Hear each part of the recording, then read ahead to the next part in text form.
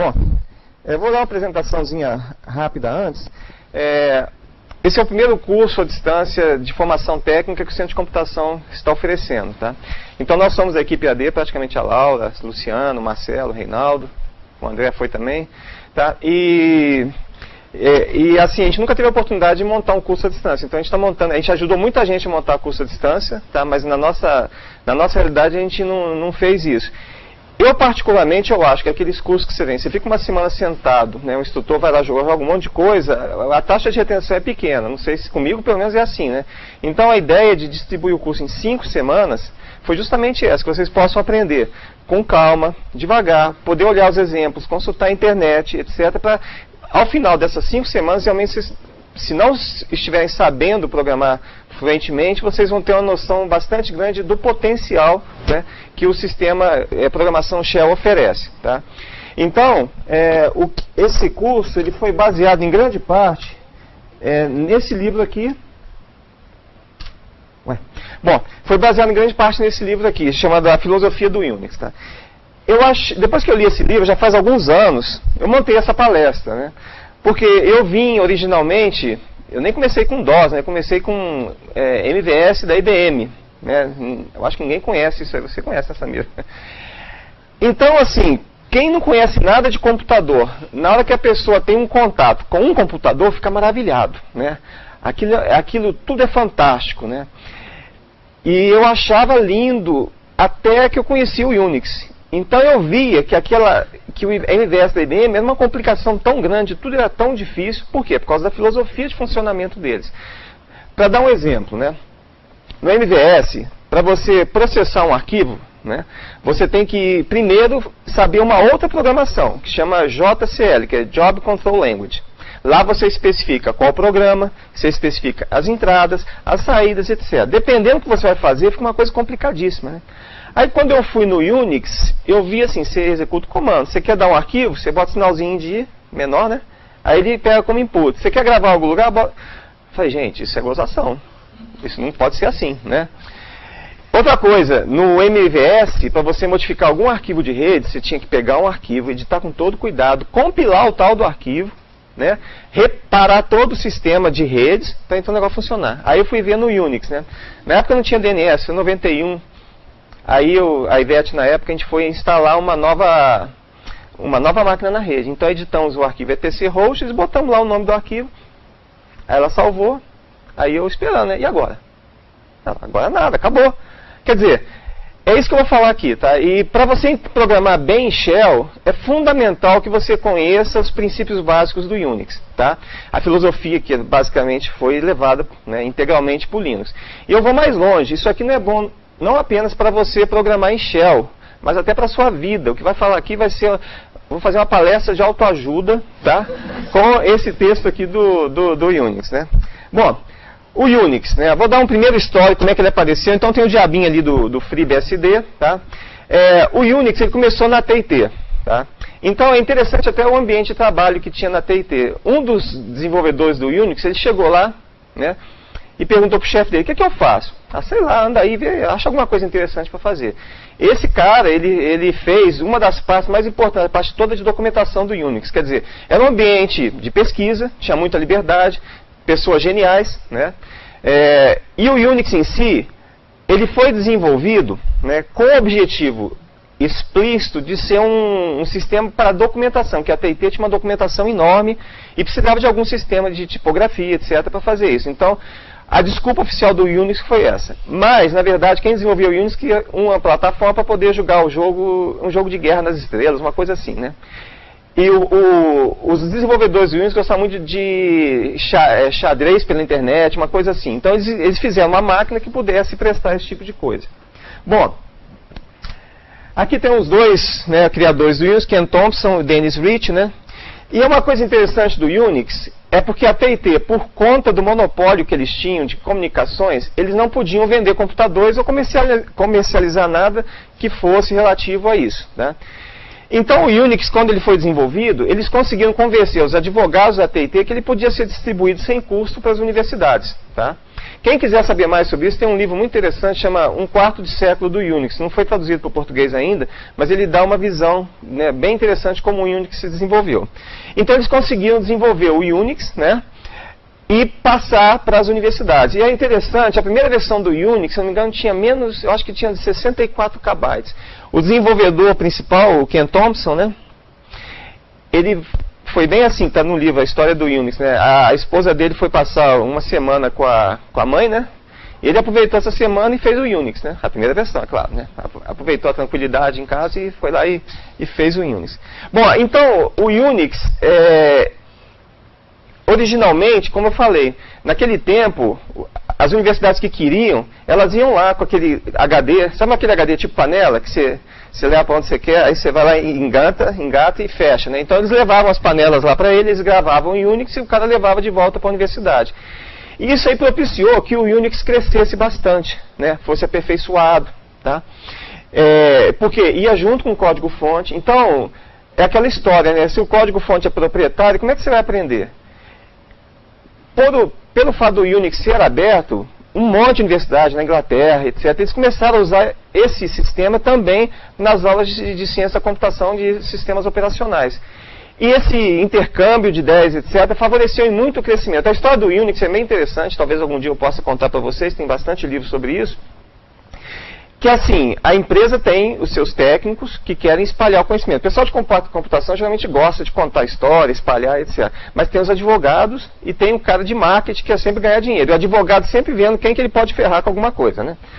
Enfim, mas pelo fato da TIT não poder comercializar o Unix, então nós tivemos muitos e muitos anos que o Unix se espalhou pelas universidades. Então nós temos um Unix famoso, que até quem trabalha mais tempo na área, que é o Unix da Universidade da Califórnia, que por sinal foi a base do SunOS, né, que foi desenvolvido pela Sun por um dos desenvolvedores do Unix na Universidade da Califórnia, o Bill Joy, que por sinal já até saiu da Sun. Tá? Então, quer dizer, foi uma vertente. Tinha o Unix da TIT e depois veio o Unix da Universidade da Califórnia. Naquele tempo, né, tinha algumas diferenças de comandos, etc. E o Unix da Universidade da Califórnia, ele foi bastante interessante. Inclusive o VI. Alguém usa o VI? O VI foi desenvolvido pelo Bill Joy. Hoje a gente tem o Vim, né, que é muito bom. Tem uma fase de amor e ódio ali, né? Primeiro é ódio, você começa a digitar com o Vim, ele começa a pitar, você não consegue entender como é que entra aquilo, mas depois que você, né, começa a desenvolver mais, tá, você vê a potencialidade, você nunca mais larga, não é verdade? Bom, vamos continuar aqui. Então o Unix, né, essa história aqui é interessante, que os céus protejam aquele que deixar cair sua caixa de cartões perfurados, né?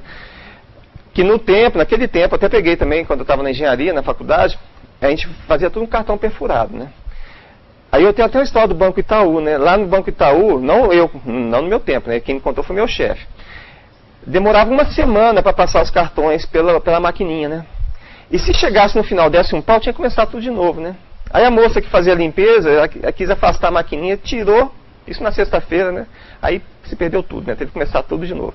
E o negócio do cartão perfurado era interessante. Você levava lá o cartão, você furava e ficava uma fila gigantesca para você ter a sua vez na perfuradora. Aí depois você ia rodar o programa, é claro que o programa nunca roda certo da primeira vez, então você tinha que entrar na fila de novo para perfurar e por aí vai. Bom, mas o Unix, né, voltando aqui, né, ele foi baseado no Multics, Multiplex Operating and Computing System. Aí vem a primeira lição. Foi um projeto conjunto da GE, do MIT e do Bell Labs. Primeira definição, nenhum projeto com tanta gente dá certo, certo? É muito grande. E ele queria fazer tudo. E acabou não dando certo, né? O objetivo é demonstrar que um sistema operacional de propósito geral, multiusuário em compartilhamento de tempo era viável, né? Em 1969 a parceria se desfez por conta disso. Muita gente envolvida, né? A coisa não dava certo, então resolveram acabar. Até tem um caso interessante, uma palestra que teve aqui num evento em 2003, eu não me lembro exatamente, é uma feature do kernel do Linux. A IBM botou 65 pessoas para trabalhar, não deu certo. A Red Hat pegou 4 nerds lá, colocou numa sala com Coca-Cola, batata frita, fechou a porta e falou, daqui a um mês vocês me entregam isso. Entregaram. A Sun mesmo, tem um livro aqui, quem quiser pegar, conta a história da Sun. A Sun fazia exatamente isso, pegava caras geniais, trancava e falava, vocês resolvem, né? Então, isso também é um pouco da filosofia do Unix, a simplicidade, tá? E também entender que nada muito grandioso no final dá certo ou gera alguma coisa boa, né? Aí eles fizeram, né? O Multics não tinha dado certo, então eles resolveram fazer o Unix. né? O nome é o mesmo. Uniplex Operating, quer dizer, o outro lá é Multiplex, né? Uniplex Operating Computing System. Em 1969 é escrita a primeira versão pelo Ken Thompson, né? A primeira versão do Unix. E em 71 ela é portada para um PDP-11 com 16 KB de memória, 8 KB para os programas do usuário e um disco de 512 KB, né? Ali o kernel continha 11 mil linhas de código, das quais 10 mil foram reescritas mais tarde na linguagem C. Então uma coisa que o Unix também no começo sempre quis fazer foi a portabilidade. Quer dizer, você tem uma máquina, se você for um sistema operacional para aquela máquina, depois você não consegue, né, adaptar, a facilidade de migração é muito dificultada. Então o Unix você tem uma pequena partezinha em assembly e 90 e tantos % do código é todo em C. Ou seja, você escrevendo essa parte pequena, que é de comunicação, alguns elementos de comunicação, você pode portar o teu sistema para outro ambiente sem muita complicação. Então no começo eles fizeram exatamente isso. E essa primeira máquina, esse PDP-11, é uma máquina que estava abandonada. Quer dizer, o cara tinha uma máquina, ele queria fazer o tal do sistema para os joguinhos dele e ele foi lá e desenvolveu. É claro que, né? Bom, em 1978 foi feita a primeira versão BSD do Unix com a Universidade da Califórnia. E o objetivo também foi que você tivesse um sistema operacional com protocolo de comunicação, TCP/IP, que também é no protocolo aberto, tá? Porque o Unix original não tinha comunicação, não tinha rede, não tinha nada, né? Então isso aí foi feito pela Universidade da Califórnia. Em 1991 aparece o Linux, né? Isso aí é besteira. A Microsoft vai à falência, né? Mas, enfim, vamos lá.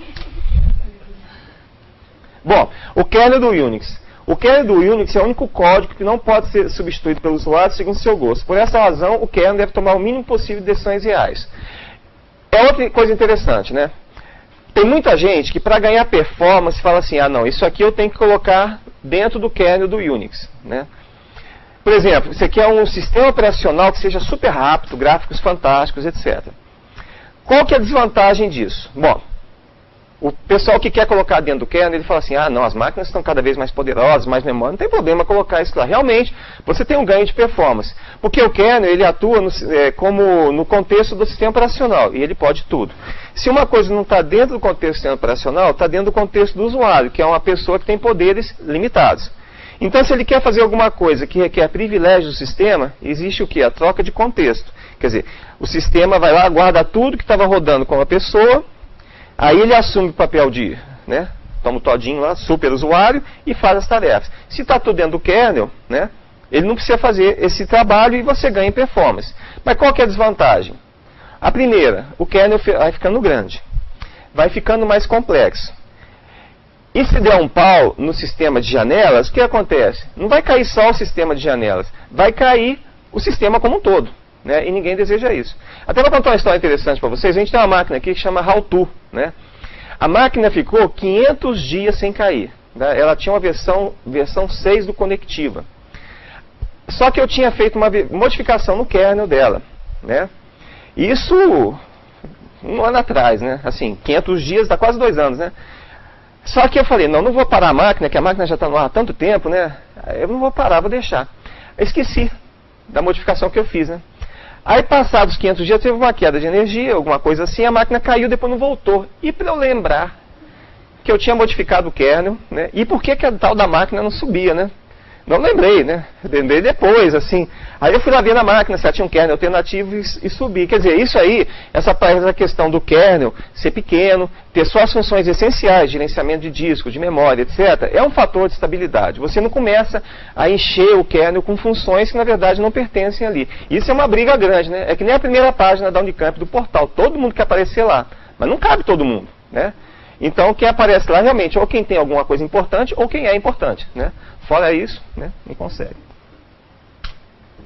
Bom, exatamente, né, aqui o autor diz que a maior realização intelectual do Unix é saber o que vai dentro do kernel e o que não vai, tá? Sem diminuir a capacidade do sistema.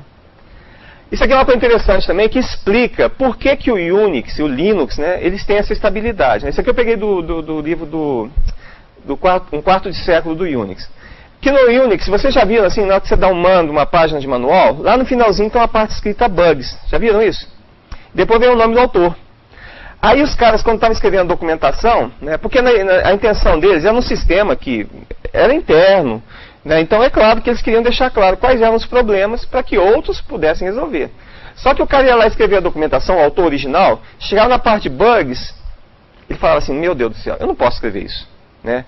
É um bug tão gritante, eu vou consertar. Então as pessoas mesmo, quer dizer, o bug está lá, até estrategicamente, né? O bug está do lado do nome do cara, quer dizer, ele vai escrever uma coisa, pô, o sistema só funciona das 4 às 5, né?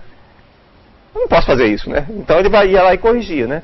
Então aqui ele diz assim, cada seção de manual tem seção de bugs, né? Elas apenas não são publicadas. Muitas das seções de bugs foram, né, o objetivo foi como sendo um apontador para um desenvolvimento futuro do programa, ao invés de alerta para o usuário. Quer dizer, o Unix, uma das coisas que foi feita, é um sistema de programadores para programadores, que eu vou falar na frente. Então aquelas coisinhas que os outros sistemas têm, como o MVS, etc., de falar, você cometeu um erro, né, bota uma página desse tamanho para falar que deu errado, né, o MVS. Quando dava um erro lá, gente, era para você ver se o programa tinha executado corretamente, você tinha que olhar umas 5 páginas de listagem. E você, na verdade, só olhava o quê? O código de retorno. Ah, deu 0, ok, passou. Entendeu? Então é um monte de lixo, né? Bom, então aqui o Rich fala, nosso hábito de tentar documentar os bugs e as limitações, visivelmente foi muito útil para o sistema.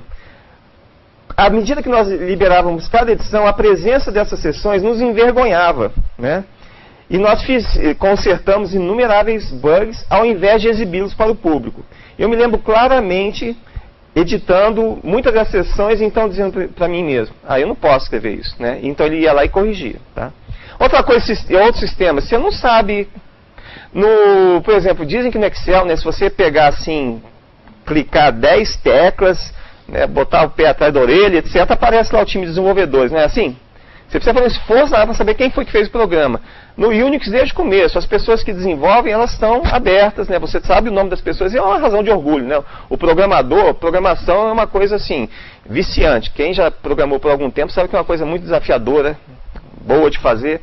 Então, tudo bem, independente de reconhecimento ou não, a pessoa ainda se sente bem. E tendo reconhecimento, que é o que, em grande parte, movimenta o software livre, né? É uma motivação muito grande para a pessoa continuar desenvolvendo. Bom, agora vamos falar sobre os postulados básicos do Unix, que é o que eu vou falar ao longo dessa palestra. Primeira delas, pequeno é bonito, né? Faça cada programa desempenhar uma tarefa, apenas uma tarefa e bem. Tem um comando no Unix que ele chama yes. Já viram esse comando? O que ele faz? Ele ecoa para a tela yes. Milhares de yes. Se você está com problema de rejeição, está se sentindo infeliz, pergunta o computador, você gosta de mim? Aí chama o yes, ele yes, né? Aí você fica... Mas tem outras finalidades, é claro, né? Eu até demorei muitos anos para descobrir uma finalidade desse negócio. Mas vamos supor que você tem um programa interativo, mas que você quer rodar em batch. Em certo momento o programa quer que você fale yes. Aí você chama o programa yes. Ele só faz isso. Yes, né? Cria um protótipo o mais rápido possível. Esse é outro problema. Todo cara que programa, ele tem duas atitudes. A primeira é achar que todo programa que outros fizeram não presta. Não é mesmo, Ricardo? Ricardo riu, né, Ricardo? Estou brincando. Que ele acha que o outro programa que os outros não fizeram não presta. E segundo, ele acha que ele sabe mais do que o usuário. Então, o usuário vai lá e fala o que ele quer, ele entende de um jeito, programa de outro, e chega para o usuário e fala, né, na hora que o cara começa a reclamar, mas cara, você não sabe o que você quer. O que eu fiz é muito melhor do que você quer. Você não, né? É que nem a história do cara, né? O cara foi no médico, fazer exame de vista, fez o exame e tal. Aí passou um tempo, o médico, o oftalmologista, tirou o óculos dele e deu pro cara, né? Aí o cara, pô, doutor, não tá enxergando nada. Aí o médico, mas como? Eu uso esse óculos há 20 anos, tá perfeito pra mim, como é que não dá certo pra você? Tem alguma coisa errada com você. Às vezes o programador tem essa atitude, né? Por isso tem o negócio do protótipo, você criar o protótipo o mais rápido possível para você poder direcionar a coisa de forma a que você possa caminhar junto com o teu usuário e eliminar os erros mais cedo, tá?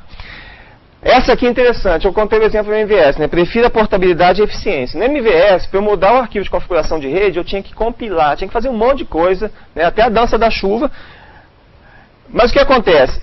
Esse arquivo só vai funcionar no tal do VMS, no MVS, etc. Né? O Unix, eu tenho shell scripts que eu fiz quando eu comecei a trabalhar em 91. E eu fui mudando de SunOS para AIX, para Linux, para FreeBSD, para Linux, e é o mesmo shell. Ainda de vez em quando eu colocava data, meu nome, eu vejo o arquivo lá, nossa, de 91, eu carrego isso comigo, né, desde que eu comecei a trabalhar, há 16 anos com esse ambiente. Por quê? No Unix você prefere arquivo de configuração e tudo, você prefere que eles sejam gravados no formato ASCII puro. Não tem nada dessa história de fazer binário, entendeu?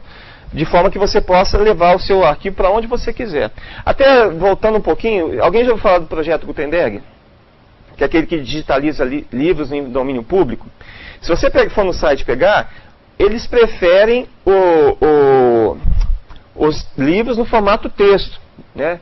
Texto puro, TXT, de forma que qualquer computador, em qualquer lugar do mundo, em qualquer época, possa ser compreendido. O Shakespeare, né? O Shakespeare foi muito famoso na época dele, aí depois ele foi esquecido. Mas como ele escreveu tudo no papel, que é altamente portável, né? O cara olhou aqui, nossa, mas que coisa fantástica. Aí ressuscitou o Shakespeare. Agora já pensou vocês que escreveram, vocês assim, escritores, né? Você escreve uma obra-prima, bota no computador. Aí depois o computador emigra, né? O CD não é mais lido. E o tempo passa, né? Lá em cima tem CD disquete 8 polegadas. Aquilo ali, né? Não é portável. Às vezes está no formato proprietário. Redator Itautec. De vez em quando vinha gente aqui pegando. Lembra do redator Itautec? Alguém? Não? Ricardo é do tempo, né, Ricardo? Redator Itautec. De vez em quando vinha gente. Né, Marcelo? Você pegou isso, né? O pessoal vinha aqui para a gente poder ler. Tá certo? Então, quer dizer, se fosse no formato ASCII puro, é altamente portável. Você leva para onde você quiser. E não, você tem a garantia que ele está sempre, né, disponível. Ali também, armazém de dados numéricos e arquivos ASCII puros. Use o software para alavancar seus benefícios, tá? Então eu vou falar bastante dessa parte. Use shell scripts para aumentar a portabilidade, tá? Evite interfaces para o usuário cativas e faça de cada programa um filtro. Então eu vou falar sobre essas partes aí. Pequeno é bonito. Então o Unix, como eu falei, os programas pequenos são fáceis de entender, fáceis de manter, consomem menos recursos do sistema e são mais fáceis de combinar com outras ferramentas, tá? Então, esse livro aqui, que eu escrevi alguns anos atrás, eu fiz todo no sistema Unix.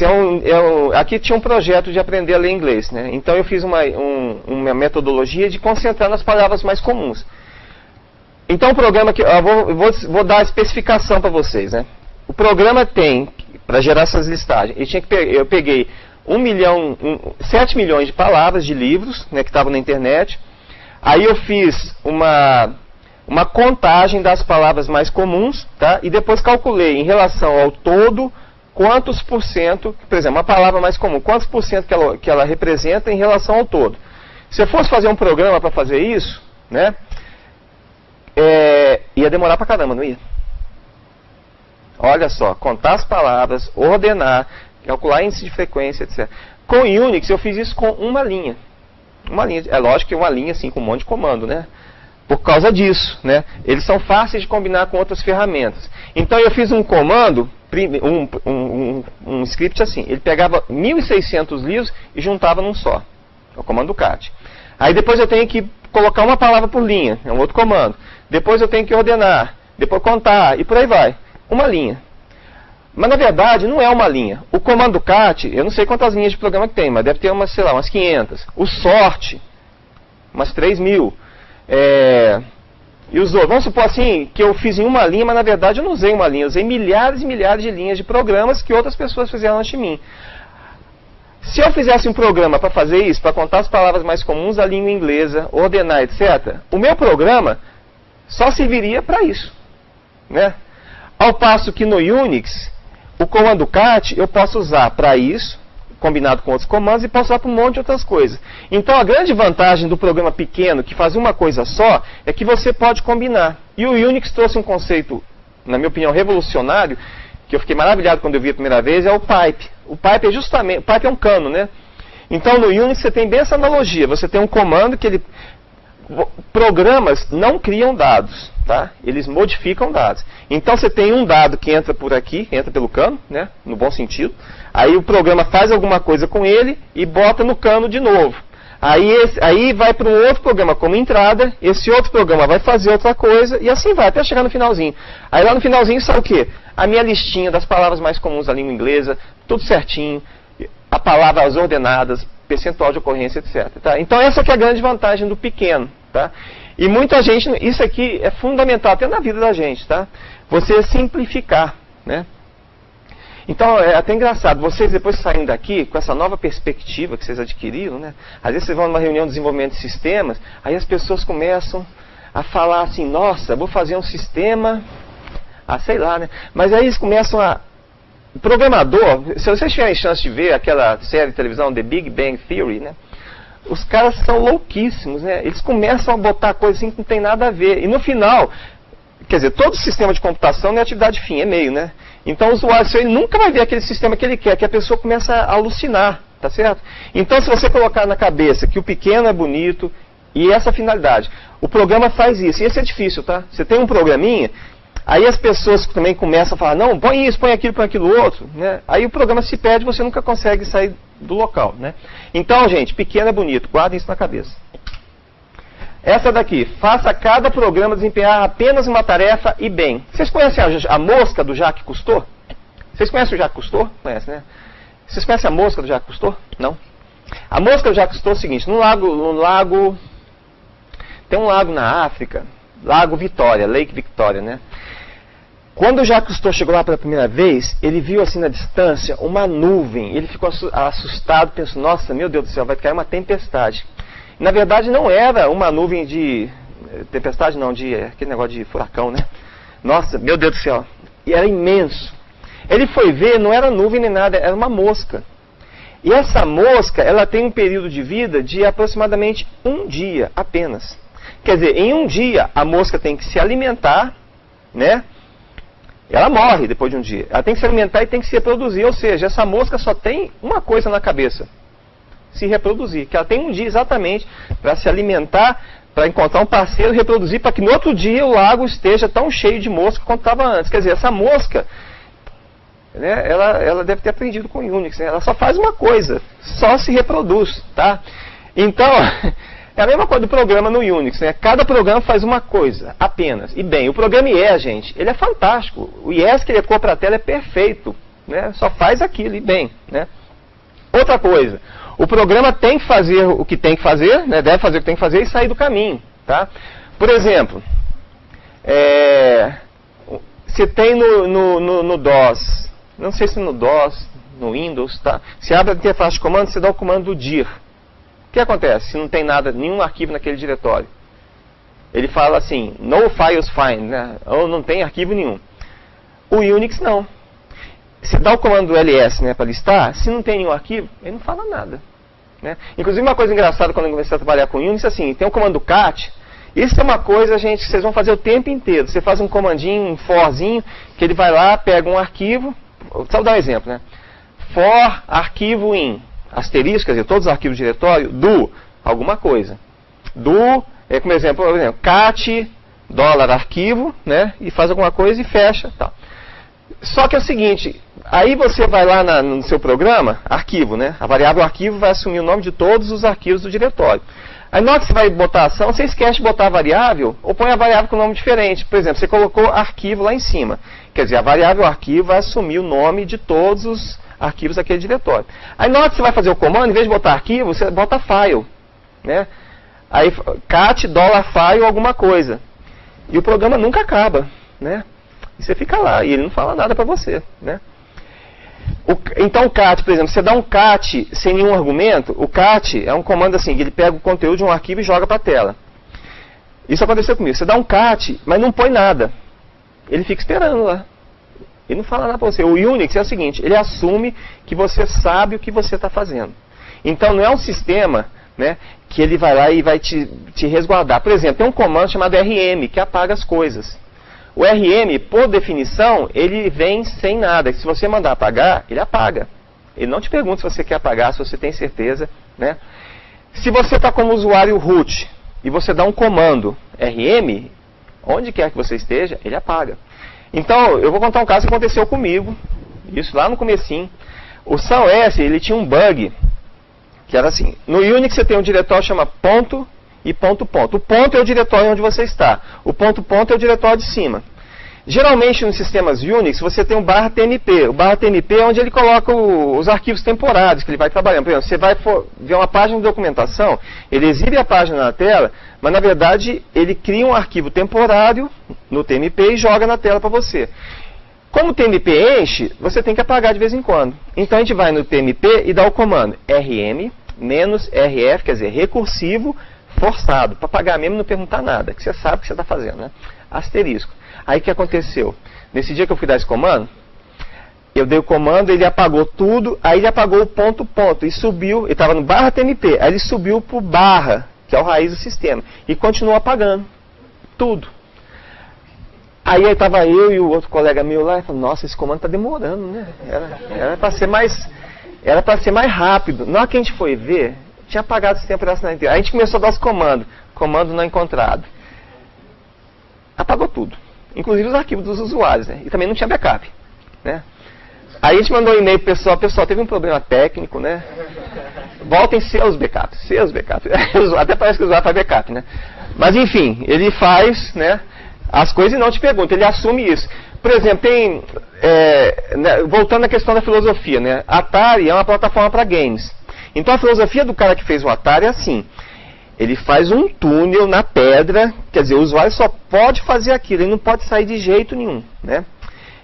Ele não tem alternativas. No Unix não, você tem centenas de alternativas. Aí o pessoal fala, pô, é como você dá uma arma carregada para o cara atirar no pé, né? Realmente ele vai atirar no pé, mas depois ele aprende, tá? Enfim, no Unix você tem isso, é um sistema, como eu disse, de programadores para programadores. Isso lá originalmente. Já fizeram um monte de coisa, por exemplo, você pega um Linux, o Linux agora, o RM já vem com "-i", que é interativo, que ele vai te perguntando. É um saco, né? Para quem sabe, quem já cometeu os pecados lá atrás já aprendeu, né? A melhor coisa é você fazer uma bobagem para você aprender. Princípio KISS. KISS é Keep It Simple Stupid, né? Gente, faz o programa. Vou dar um exemplo para vocês que é bem interessante. Uma vez eu acho que a Info me chamou para escrever um artigo. Aí eu escrevi um artigo lindo, né? Aí o cara falou, não dá, corta pela metade. Eu falei, onde eu vou cortar? É impossível cortar. Aí o cara foi cortando. Aí você vê que muitas das coisas que você vai escrevendo, o artigo não foi publicado, viu, gente? Infelizmente, deu um trabalho do cão, o cara depois, agora não precisa mais, né? Bom, mas enfim, a gente foi cortando. Então, chega num ponto que você vê, realmente dá para cortar, tá? Então, na programação, não fica colocando firula que você não precisa, né? É o KISS. Outra coisa, precisa mesmo escrever o programa, tá? Hoje na internet já tem tanta coisa, quer dizer, na hora que você vai fazer um programa, você primeiro vai na internet e veja se tem algum software livre que já faz, geralmente tem, né? Ou se não tem, você combina, tá? Então você tem que saber isso, precisa mesmo escrever, você vai trazer uma contribuição fantástica para a humanidade escrevendo aquele programa. Outra coisa, programas unifuncionais tendem a ser pequenos, é aquilo que já está lá em cima, faça fazer uma coisa bem. Se você não consegue fazer uma coisa bem, então você não entendeu o problema, tá certo? Isso é importante também. Terceiro postulado, crie um protótipo o mais rápido possível. Essa é importante. Ninguém sabe tudo ou pode prever o futuro, tá? Então você não sabe o que o usuário quer. A gente fez um sistema, o How-To, né, uns anos atrás. O cara que programou é super bom. Ele fez um negócio perfeito. Mas botou na internet, nossa, foi tanto comentário, né, positivos, destrutivos, etc. O cara passou uma semana virando noite para corrigir. E a gente tomou todo cuidado para fazer o programa perfeito. Aprendemos, né? Não existe programa perfeito. Então a ideia é você jogar uma coisa, um protótipo, e deixa as pessoas, né, irem falando. Ninguém sabe o que quer, né, que eu já falei, e ninguém consegue comunicar exatamente o que quer. Então vai o analista lá, conversa com o usuário fala uma coisa, o analista entende outra, o programador para fazer o programa entende outra ainda, né? Isso é e a questão da comunicação é muito complexa, né? A comunicação humana ela não é difícil, ela é impossível, tá certo? Ninguém nunca vai conseguir comunicar exatamente o que quer. Mesmo os mestres sabem que mudanças são inevitáveis. E essa é importante, os softwares nunca são terminados, são apenas liberados, tá? Protótipos feitos mais cedo reduzem os riscos. E tem os 3 sistemas do homem. Os 3 sistemas do homem são os seguintes. O primeiro sistema do homem é aquele assim que o cara faz com a costa na parede, todo mundo querendo matar ele, então ele tem que fazer uma coisa rápida, eficiente, que atenda a uma determinada demanda. Aí depois que o sistema é liberado, eles veem, puxa, isso é legal, né? Aí quem não participou do primeiro projeto quer participar do segundo para ficar famoso também. Então enche de gente. Poxa, eu conheci aquele cara desde criancinha, né? O original Linux, né? Tal. Aí começa a encher gente. Aí começa a colocar features, etc, etc. Um monte de gente vai para dar palpite no trabalho. Então o segundo sistema é uma porcaria. E o terceiro sistema Depois que ele já foi desacreditado, etc., aí as pessoas iam, não, vamos tentar dar uma arrumada, né? Isso é o X11, lembra do X11? Quando ele nasceu, o X11 é um ambiente gráfico de janelas do Windows, né? Para vocês que são mais novos na computação, em 91, quando vieram as estações da Sun, gente, era uma coisa maravilhosa. Se bem que o Macintosh foi em 84, ele já tinha uma interface gráfica. Mas você sair do DOS, né? E passar para um sistema, uma estação da Sun com ambiente gráfico é uma coisa maravilhosa, tá? Então os primeiros sistemas X eram pequenos, ágeis. A segunda versão foi tão ruim, o X10, né? Que na verdade, né, o pessoal quase teve que jogar aquilo fora. E a terceira versão foi a que melhorou bastante. Então a questão da interface gráfica é um exemplo bem interessante dessa questão de você fazer o protótipo, né? O mais rapidamente possível. Essa daqui. Prefira portabilidade e eficiência. Tem um exemplo do Atari, né? Eles fizeram um joguinho, aqui, o Atari 2600. Então, na época, o computador tinha pouca memória, tinha pouco processamento, tinha pouco tudo. Então, eles fizeram uma programação que explorava intensamente o hardware daquela plataforma. Só que a computação, como vocês sabem, é um campo que evolui muito rapidamente. Então, outras plataformas foram lançadas e mais rápidas. Só que praticamente tudo que você fez para uma não servia mais para o outro. Por exemplo, para quem programa em Assembler, né? Você vai lá e pega um bit de tal registrador, quer dizer, para fazer não sei o que. Quando você vai mudar para uma outra plataforma, aquele espaço ali já não é usado para a mesma coisa, tá? Então, quer dizer, o Atari foi uma plataforma super bem sucedida, mas morreu.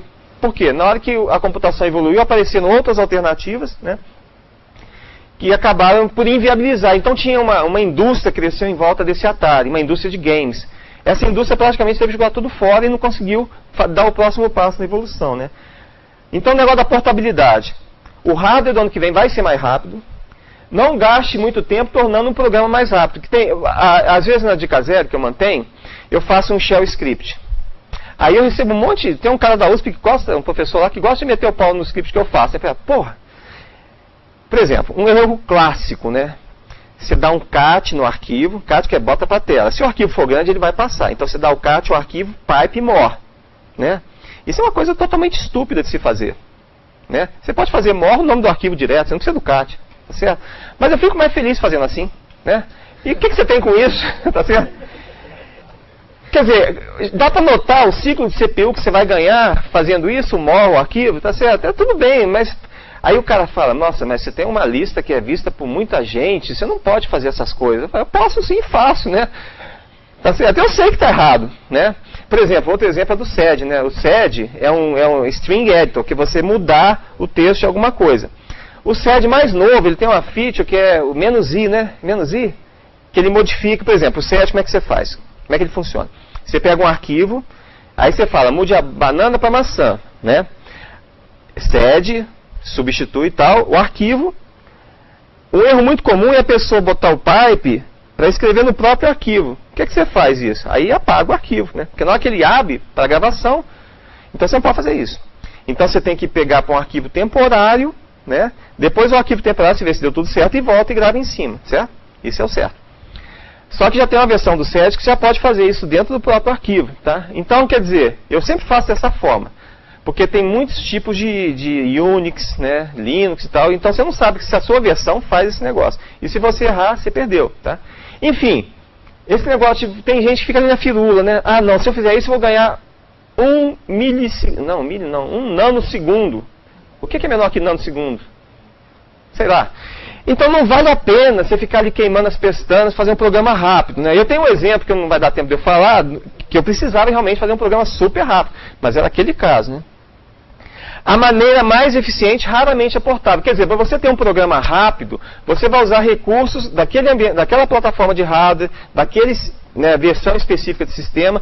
Ou seja, depois que o programa está pronto, ele vai ter uma vida muito curta, porque na hora que for levar para outro lugar, ele não vai funcionar. Software portável reduz despesas com treinamento.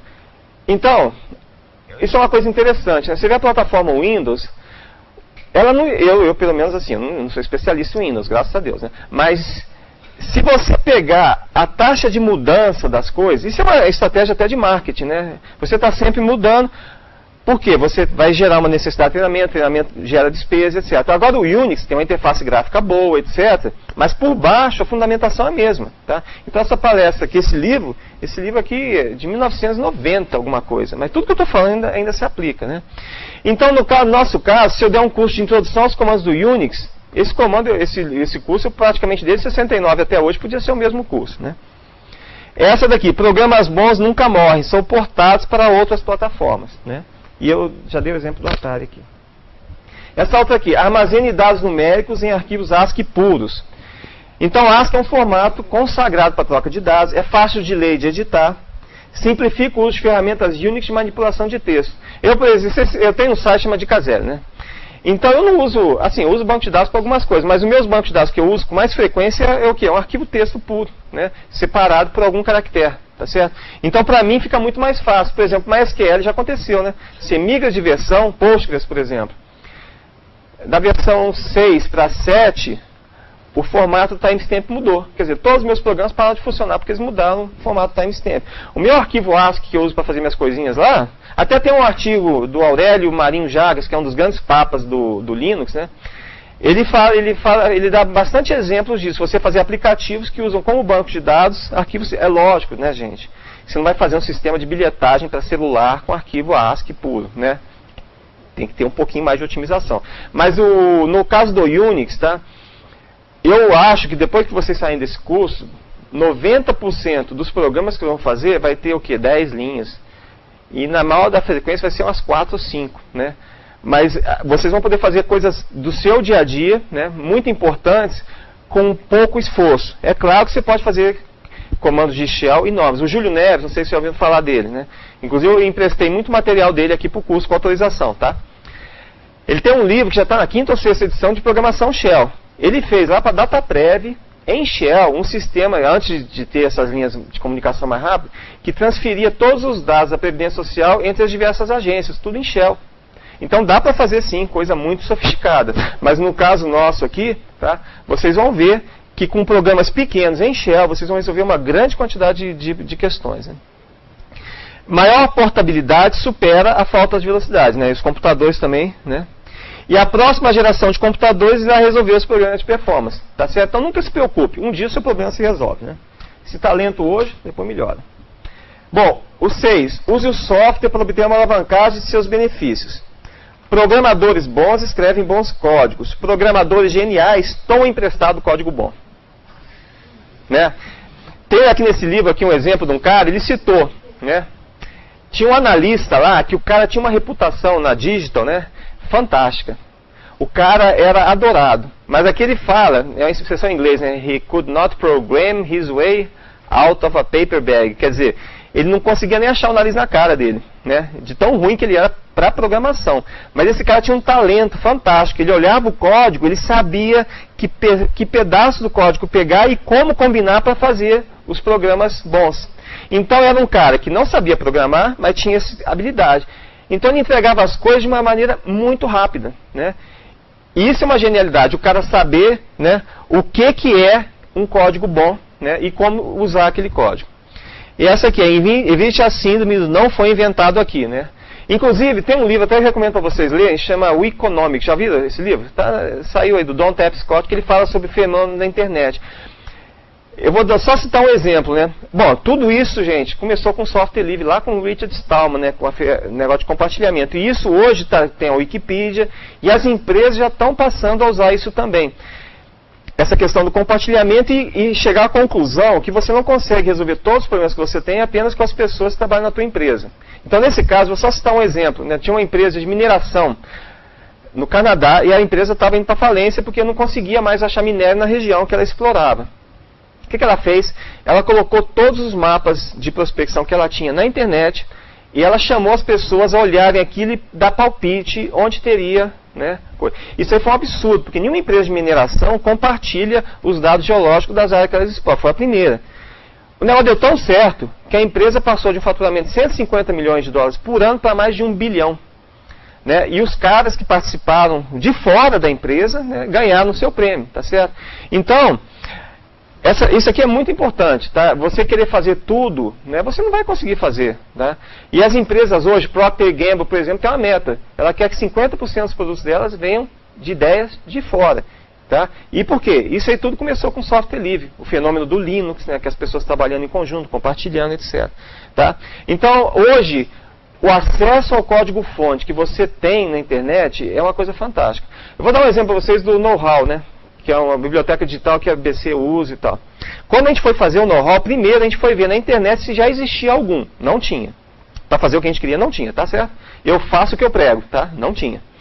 Mas, para fazer o sistema, a gente foi na internet e buscou diversos programas em Unix fazer o que queria. Eu até fiz um artigo que eu escrevi isso aí.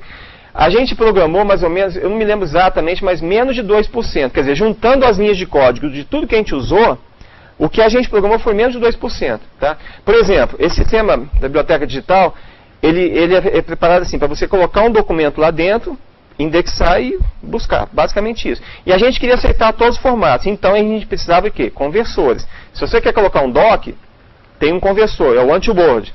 PDF, né, converter PDF para texto, também tem um. O indexador também é o HTD, quer dizer, foi tudo coisa pública, a maioria comandos do Unix já pronto. Agora, se fosse um programador assim, nossa, tem um cara, um alemão que eu conheci lá no sul, o cara é tão preciosista que eu não sei exatamente o que é do Java, mas tinha umas bibliotecas do Java que já públicas, todo mundo usa, ele reescreveu tudo, né? Por quê? Para ganhar um tico de performance, tá certo? Então hoje, realmente, existe, é claro, a necessidade de você fazer programação, tá? Mas o que já existe na internet é muito grande, tá? E o Shell, por essas razões que eu falei para vocês, de combinação, tá? Ele te dá um poder enorme. Outra aqui, permita que outras pessoas usem o seu código para alavancar seu próprio trabalho e automatize o máximo possível. Não perca tempo fazendo manualmente o que o seu computador pode fazer. Uma ideia compartilhada vale duas na cabeça. Muitos anos atrás, uma era muito distante, era aqui mesmo. Eu estava na sexta-feira trabalhando, aí chegou um pessoal do desenvolvimento, um cara, né? Ele foi fazer umas perguntas para mim, não me lembro que pergunta que era, né? Mas eu achei estranho, assim, as perguntas. Falei, o que você vai fazer? Ah, não, eu estou aqui hoje, eu vou passar o sexta-feira, eu vou virar a noite sexta para sábado e domingo, que eu tenho 2.000 programas para modificar. E a modificação é uma coisinha simples, né? Era mudar um nome para outro. Aí eu fiz um programa em sede que tinha uma linha e modifiquei em 5 minutos que ele ia passar 3 semanas fazendo, tá certo? Quer dizer, o cara... mas não tem nada demais, é só você entender, né, a questão de você não fazer manualmente o que o seu computador... Até eu mesmo, né? Ontem eu estava trabalhando em casa, lá no meu site, aí eu estava fazendo um negócio na mão, editando, falei, gente, que burrice, né? Vamos automatizar. Então você gasta um tempinho automatizando, né, com um programinha de 3 linhas. Às vezes a gente tem preguiça de pensar, não é verdade? Às vezes você não quer pensar na vida. Então, uma boa coisa é você pegar 1000 arquivos e sair modificando. Aí você esquece da vida, né? Você relaxa. Mas enfim, se você puder automatizar, automatiza. Olha só um exemplo aqui. Isso aqui é um scriptzinho em Shell, tá? Que ele exibe para mim as pessoas que estão logadas no sistema. Então eu dou o comando who, né, que ele mostra quem está lá. Aí do comando who eu pego o primeiro campinho com a WK. Depois eu ordeno, que eu quero em ordem alfabética. Eu quero remover o nick. Eu quero remover, por exemplo, se uma pessoa está logada em mais de uma shell, isso acontece, né? Você tem várias sessões na mesma máquina, mas só quero aparecer uma vez, o nick. Aí eu quero substituir o quê? Todos os espaços por vírgula. Acabou. Quer dizer, eu fiz um programinha que dá uma listagem bem legalzinha para mim de quem está logado na máquina. Tá? Isso hoje não é mais tão comum como antigamente, que antigamente não tinha uma máquina para todo mundo. Hoje tem, né? Praticamente. Olha só. Com Shell Script ali. O comando echo tem 177 linhas, RU 755, assim por diante. No total, são 9.353 linhas de código. Mas eu, em uma linha só, eu consegui fazer isso aí. Já pensou se toda vez que você tivesse que fazer alguma coisa, tivesse que escrever tudo de novo? E tem mais, só repetindo o que eu já falei. Se eu fizesse um programa desse, ele só serviria para fazer isso. Agora o comando sort, né, dá para fazer um monte de coisa, né, o AWK e por aí vai. Né? Aí vem a minha mensagem para vocês. Programar em Shell, tá, consiste em grande parte em você entender o que os comandos fazem. Tá? A segunda coisa, primeiro é entender. E segundo, é não ter a ilusão que você vai entender tudo que os comandos fazem, porque são muitas opções. O Unix te dá opções. Eles dizem assim, o Unix dá 35 maneiras diferentes de você se matar, né? Quer dizer, você pode se cometer erros, etc. Mas você tem as opções. Eu, há muito tempo atrás, eu tinha um hábito, né? Você vai no diretório do Unix, agora no Linux, gente, é uma coisa fantástica, né? Você vai no diretório /user, /usr, /bin. Aí você dá uma listagem e vê os comandos que estão lá. Alguns são comandos já famosos, que você conhece há muito tempo. Mas tem cada comando que você nunca pensou. Aí você dá o man para ver, nossa, esse comando faz isso, né? Tem um cara que inventou um comando, esse Aurélio mesmo, chama RAC, é Rows and Columns. Basicamente, o que esse comando permite é que você recorte colunas, linhas e por aí vai e faça o que você quiser com ele. Ontem mesmo eu estava usando o VI, até foi para montar a lista do pessoal do curso, né? Como é que era o que eu tinha que fazer? Assim, eu tinha que pegar numa linha, né, 10 caracteres e recortar aquilo para a senha. Lembra, Marcelo? Que a gente botou a senha igual à identificação da funcional da pessoa. Então, no campo eu tinha que pegar o ID de vocês e colocar no outro campo para ser a senha. Eu não sabia. Aí tem o comando do VI que você seleciona só um trechinho. Aí você dá o Y, né, para tirar e depois você cola. Não sabia, né? Mas é uma coisa que me garantiu, né, economizar um tempo e dinheiro. E se eu fosse digitar tudo na mão, quanto erro que eu não ia fazer, né? Então é isso, tá? Essa é a questão do shell, de uma forma muito simplificada, o que vai ser? Vocês vão aprender algumas estruturas de controle de laço, um for, um while, etc. Se não aprendeu também, mesmo sem saber isso, dá para fazer um monte de coisa, né? Desde que você conheça os comandos disponíveis, mais ou menos o que eles fazem, tá? E como você poder combinar a saída de um com o outro. Eu acho que o projeto final, né, é lógico que a gente vai ajudar todos vocês. A ideia é que vocês cheguem no final do curso sabendo tudo. Mas vocês vão ter uma noção muito boa de como vocês podem combinar os diferentes comandos para fazer, né, por exemplo, a Dicasel, que é esse site que eu mantenho, desde 97, fiz 11 anos, dia 3 de março, ele é todo em Shell Script. Outro dia teve um rapaz que falou, não, vamos mudar teu site para o Drupal. Gente, não, assim, outro problema do programador, né, ele se afeiçoa com as coisas que ele faz. Então você vê aqueles programas todos ali, né, gente? Não, teve um caso que eu mudei meu programa, né, porque o meu site, isso aqui também é assim, tem a ver com concurso, tá? Não estou divagando, não. Quando eu comecei a fazer o site, eu queria fazer assim, a dica num formato que eu pudesse converter rapidamente para qualquer coisa que eu quisesse. Então eu fiz alguma marcaçãozinha, quer dizer, título, ele tinha uma marcaçãozinha no começo da linha, e por aí vai, de forma que quando meu programa viesse e formatasse, né, desse tudo certinho. Nem tudo funcionava, né? Mas aí eu achava assim, pô, na web, se alguma coisa está errada, as pessoas te avisam, né? Às vezes te avisam de forma educada, ou às vezes falam que você é uma besta, como é que você deixa aquilo passar? Mas de qualquer forma você é avisado. Então nunca me preocupei em deixar a coisa super certa, porque eu lá atrás já pensava assim, tudo é uma evolução, tá? E a mesma coisa aqui no Shell. O primeiro programa em Shell que eu fiz foi para trazer, na época do VAX, o VAX ele não diferencia entre letras maiúsculas e minúsculas. Então o arquivo que eu trazia do VAX, da distro, vinha tudo em maiúscula e com um ponto e vírgula no final, que depois vinha a versão. Então eu fiz um programa para pegar o quê? Tirar o ponto e vírgula e converter de maiúsculo para minúsculo. A primeira versão desse programa tinha 2 páginas. Eu fiquei todo bobo, meu primeiro programa, né? My first program. Aí passou 6 meses, eu aprendi mais um pouquinho, eu vi, nossa, dá para melhorar isso aqui. Aí reduzi para 1 página, né? Aí passou mais 6 meses, eu reduzi para 1 comando. 1. Agora, se eu não tivesse feito programa gigantesco lá atrás, eu não teria chegado, né, nesse outro aqui. Então tem naturalmente uma evolução. E o Unix, gente, tem isso. Sempre existe mais de uma maneira de você fazer as coisas, né? Bom, Shell Scripts, já falei, né, uma grande alavancagem, economizam seu tempo, são mais portáteis que o código em C.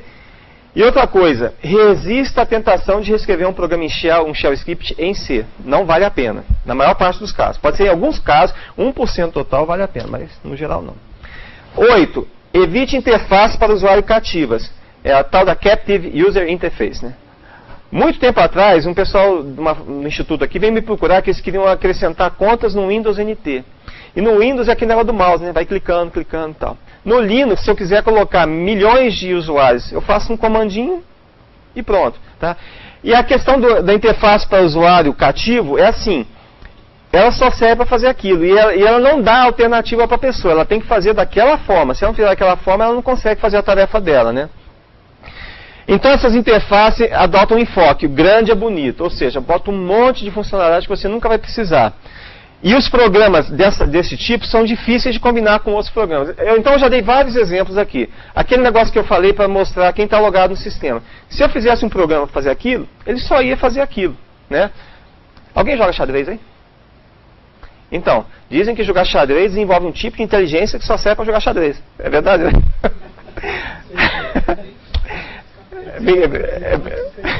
É brincadeira. Não fica ofendido. Mas é um exemplo que está no livro aqui, eu não resisto a contar. Eu sei que o pessoal que joga xadrez fica ofendido, mas enfim, a questão é essa, né? Essas interfaces cativas, geralmente é difícil modificar. Você não consegue alterar as coisas. Por exemplo, criação de usuários, que eu já falei aqui, né? Postulado 9. Faça de cada programa um filtro. Olha lá, todos os programas no Unix, quase todos, né, a não ser um desavisado que tenha feito, são filtros. Programas não criam dados, nunca. As pessoas sim. E os computadores simplesmente convertem dados, né, de um formato para o outro. Isso aqui vai ser falado no curso, né? STDIN é a entrada, STDOut é a saída e STDERRO é a saída de erro. Simples assim. Se vocês virem o MVS, qualquer dia eu vou dar uma sessão de horrores para vocês, explicando como que era o MVS, né? E interessante, né? MVS e muitos outros sistemas, eles adotaram, por exemplo, o MVS, muitos anos atrás, ele colocou dentro do MVS uma interface parecida com a do Unix, tá? Ainda não sei se ainda existe isso, mas eles colocaram uma camada, o próprio Windows, tá? Tem um pessoal, o Ciguin, que desenvolveu uma interface de forma que você possa usar todos os comandos do Unix da mesma forma dentro do ambiente Windows. Tem vários artigos na rede que mostram como fazer isso, né? Mas aí a minha pergunta, por que não muda de uma vez para o Windows, né? Pro Linux, né? Bom, gente, o que eu falei até agora, eu espero que vocês tenham entendido, tá? Por que eu estou falando isso? Eu espero ter passado para vocês uma ideia de como um sistema Linux, Unix funciona. Quais são as filosofias, como é que vocês vão montar o seu shell script. Vocês sabiam tudo isso? Assim, de combinação, das características e tal. Eu acho que sabendo disso, vocês vão ter condição de fazer programas melhores, saber como se comportar. Então eu falei, por exemplo, aquilo lá. Vai no /user/bin e vê os comandos que estão lá. Porque, na verdade, o poder de programação que vocês vão ter, tá? Ele vai exigir um bom conhecimento de algumas ferramentas. Tipo o SED, que é muito importante, né? AWK, CAT, MOR, YES, né? Essas são, assim, algumas coisas mais fundamentais. Mas fora isso, tá, tem uma quantidade... Isso aí é até um exercício para vocês quando chegarem, acabarem o curso, voltarem lá para o trabalho de vocês. Dá uma olhadinha no comando e vê quais que vocês conhecem, quais que vocês não conhecem. Tenta descobrir, né? E... é sempre muita surpresa, assim, quer dizer, necessidades que você nem sabia que você tinha. Entendeu isso? Uma coisa que você não sabia que você tinha necessidade, você vê o comando que faz aquilo, tá? Bom, agora isso aqui que eu falei são os postulados básicos, né? Os sistemas Unix são feitos dessa forma. Aí tem o secundário. O secundário é o seguinte, alguns acham que é verdade e outros acham que não. Mas enfim, primeiro, permita que o usuário adapte o seu ambiente. Você não sabe o que o seu usuário quer. Então, tem um estagiário aqui, um tempo atrás, que ele usava uma interface de trabalho chamada EvilWM. Alguém já conhece? É uma interface que as janelas não tem aba, você não consegue arrastar, você faz tudo pelo teclado. E ela é uma interface minimalista. Ela carrega antes de você chamar ela. De tão pequena que ela é. Pá! O cara usava. Ele é louco? Possivelmente. Mas deixa o cara fazer. Ele quer isso, né? Então... tem gente que gosta do KDE, que é enorme. Tem outro que gosta do GNOME. Mas deixa o cara usar. No Windows, qual a alternativa que você tem, né? Até tem uma historinha que eu me lembro. Estava no avião. Aí chega a moça e pergunta assim, quer jantar, senhor? Sim, claro. Quais são as minhas opções? Ela falou, sim ou não, né? Então, no Unix você tem alternativas, tá? Olha lá, o kernel do sistema operacional ser pequeno e leve. Usa letras minúsculas. No Unix se distingue, né? Maiúsculo. Como é que é no Windows hoje? No Windows não sei se distingue, acho que não, né? Não. Na verdade, assim, você exibe e mostra, mas eu acho que o sistema em si, ele trata as duas coisas da mesma forma. Mas no Linux, não. A coisa maiúscula e minúscula são coisas diferentes. Se você digitar cat com tudo maiúsculo, não vai funcionar. Salve as árvores. Tá? Então, o cara que falou assim, na época dele...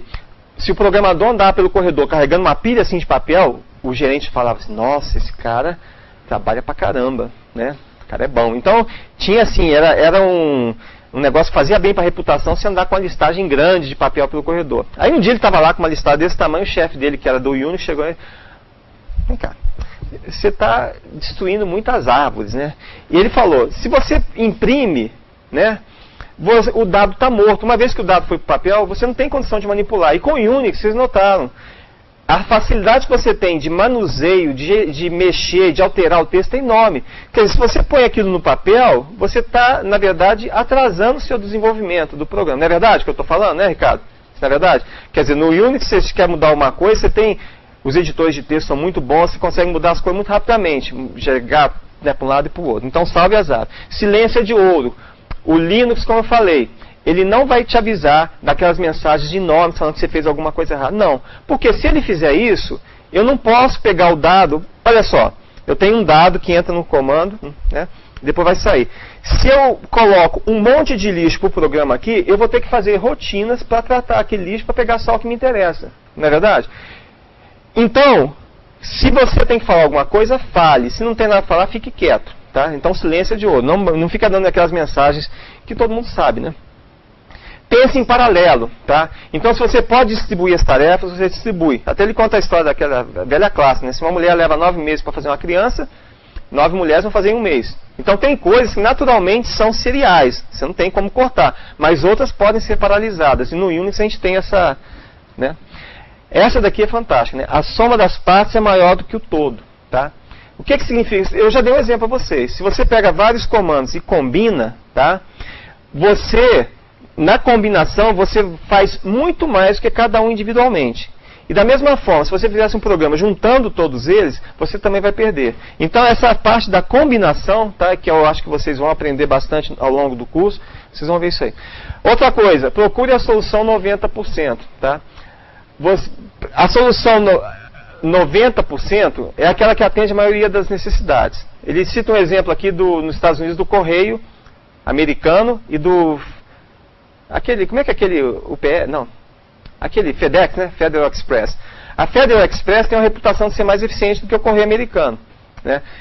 Mas eles, por exemplo, eles não entregam a correspondência em todas as cidades dos Estados Unidos. Eles entregam apenas nas mais populosas, etc. Já o correio americano, não. Ele tem que ser a solução 100%, porque ele tem que ter, por ser governamental, tem que incluir todo mundo, tá? Mas, na verdade, o que ele quis dizer é que muitas coisas que você vai lá fazendo, uma pessoa só vai usar. Tem um exemplo aqui, no nosso caso, a gente usa o WebRT, né? É um sistema de solicitação. Alguém conhece ele? Não. Conhece. Então, na época, a gente não tinha. E eu também era em Perl, eu que adaptei, eu não sabia programar em Perl, então fui traduzir para o português e tal. Às vezes eu traduzia um comando pensando que era mensagem, né, como não entendia nada, né? Aí eu fazia. Mas assim, aí depois que eu coloquei o sistema no ar, um monte de gente começou a pedir para mim, mas o seu sistema tem que fazer uma busca assim. Aí eu falei, eu tinha uma desculpa ótima, né, que eu não sabia programar em Perl. Eu falei, isso aí não dá para fazer, eu não sei programar. Quer dizer, depois de um certo... Aí eu dava algumas alternativas e tal, uns quebra-galho, mas na verdade o sistema não fazia tudo que o pessoal queria. E o sistema ficou mais de 5 anos no ar, né? Para mudar foi difícil, porque a pessoa estava tão acostumada com aquilo, né? Mas enfim, eu não dei a solução 100%, mas os 90%, depois de um certo tempo, depois de uns 3, 4 meses, o pessoal parou de me procurar, porque sabia que eu não ia fazer mesmo, né? Não podia fazer, e, na verdade não queria fazer também, né? Então, pior é melhor. Isso é engraçado, né? Na verdade não é que o pior é melhor, né? No livro o cara fala assim, existem 3 maneiras de fazer as coisas. Uma é a maneira certa, ela é certa. Ela tem que ser feita. Uma maneira errada, aquela que não dá certo mesmo. E a terceira maneira é a maneira militar. A maneira militar é assim, tem uma coisa que é para dar errado, tem tudo para dar errado e dá certo. É o caso do Unix, né? O Unix, desde que ele nasceu, o povo lá falando, isso aí não tem como dar certo. Esse sistema é muito idiota, isso, aquilo. Em 91, quando lançaram o Windows 3.11, eu me lembro até hoje de uma revista, a Byte. Alguém conheceu a Byte? A Byte acabou por causa da Microsoft. Eu vou contar por quê. A Byte estava lá na capa. Unix is dead. Ele não morreu, continua vivo, muito vivo, né? Enfim, é um sistema que todo mundo previu que ele ia acabar. Por causa, e defeito era o que mais se achava no Unix, tá? É lógico que ele tem defeito. Tem um livro que, se alguém quiser ler, chama Unix Haters. Um monte de gente que odeia o Unix foi lá escrever um livro. O livro é até interessante. Tinha muita coisa odiosa que eu nem sabia. Por exemplo, SendMail. Alguém já trabalhou com SendMail? O SendMail é um livro, para você entender, eu dei curso de SendMail há muitos anos, eu não sei se alguém aqui fez comigo. Para você entender o SendMail, é um livro de 1000 páginas. Eu li esse livro umas 3 vezes. As regras de configuração do bicho parecem barulho de modem. Já viram barulho de modem? É uma coisa assim, eu me lembro que eu começava a explicar assim, né? Aí eu olhava para o povo, aquela cara de desânimo, de desolação, alguns até tentavam se matar. Mas enfim, tem problemas. Mas no geral, essa filosofia que eu falei aqui, ela é muito poderosa. Eu espero que vocês estejam convencidos disso. Bom, aqui tem a bibliografia. Isso aqui está no meu site também de KZL, está no curso de vocês. E só para encerrar essa primeira parte, né? Eu queria falar o seguinte, o curso, ele foi montado baseando na minha experiência de 10 anos montando a de KZL, que a de KZL o que é? Eu era do suporte, então sempre que eu descobri uma coisinha nova, ia lá, escrevia uma dica e colocava. Então os exemplos que vocês vão encontrar no curso não são aquela coisa assim, exaustiva. Por exemplo, vocês não vão aprender tudo do SED, mas vocês vão aprender coisas no SED que foram usadas para resolver problemas reais. Tá? Então tudo que está ali, os exemplos, etc., são coisas que foram realmente empregadas por mim ou por outras pessoas para resolver problemas reais. Tá? Então eu espero que essa questão da utilidade, vocês vendo o que foi feito, vocês consigam rapidamente traduzir para o ambiente de trabalho de vocês. Além do material que eu escrevi, eu peguei material de um monte de gente também que colaborou com a de KZL, inclusive o Júlio Neres. A primeira semana, segunda, né? Essa é a primeira. A segunda semana do curso vai ser com o material que o Júlio Neves escreveu praticamente todo. Eu pedi permissão para ele, ele deixou eu colocar o material. Lá no finalzinho que tem uma coisa minha que é o resumo dos quadros, tá? Mas enfim, até assim, eu já estou avisando, tem alguns conceitos que eu expliquei mais de uma vez, porque tinha 2 explicações tão boas que eu falei assim, ó, o cara lê a primeira vez, vai entender 50%, aí ele lê de novo com a explicação que outra pessoa deu, vai entender os 90%, que 100%, né? Também não pode, tá? 100%. Vocês não vão aprender tudo de shell script. Mesmo assim, a questão de laço e etc., vocês vão ter que consultar, mas tem muita coisa boa na internet, tá certo? Mas enfim, só para encerrar, a maioria dos programas que vocês vão fazer vão ser programas pequenos, 10, 20 linhas no máximo. Esse do trabalho final, talvez seja um pouquinho maior, mas não deve passar de umas 30, 40 linhas, tá? Isso aí vai ser uma coisa, eu acho que maior. Mas no dia a dia, um forzinho que você vai fazer com o SED e tal, resolve um monte de problema, tá? E essa parte da dinâmica do curso, etc., vai ser falada pelo Marcelo, pelo Reinaldo, logo na sequência disso aqui. Então agora a gente vai tomar um cafezinho, tá bom? Eu não deixei ninguém perguntar nada, hein? Mas no curso pode perguntar. Esses macaquinhos são 10, né?